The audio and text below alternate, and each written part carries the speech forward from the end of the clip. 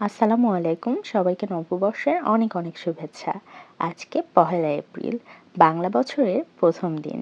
আমাদের বাইরে তেমন কোনো প্ল্যান ছিল না, তো এই জন্য ভাবলাম বাসায় টুকিটাকি কিছু রান্না করি। তো এখানে আমি কয়েক প্রকারের ভর্তা করেছিলাম। প্রথমে করেছিলাম বেগুন ভর্তা। এখানে বেগুনটা আমি একটু হালকা তেলে ভেজে তারপরে ভর্তা করে নিয়েছিলাম।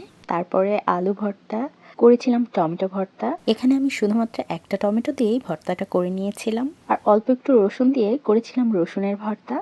আর আমার হাজব্যান্ডের পছন্দের ডাল ভর্তা। আমার বাসায় যেই যেই উপকরণগুলো ছিল আমি সেগুলো দিয়েই ভর্তা রেডি করে নিয়েছিলাম। আর করেছিলাম ইলিশ মাছ ভাজি। তো ইলিশ মাছটার পেটে ভর্তি ডিম ছিল, তো ভাবলাম যে ইলিশ মাছটা ভাজি করে ফেলি। তো আমরা দুইজনের জন্য করেছিলাম, আর ছিল সাদা ভাত। আমরা দুজনেই যেহেতু পান্তা ভাত পছন্দ করি না, তো এই জন্য আমরা সাদা ভাত করেছিলাম।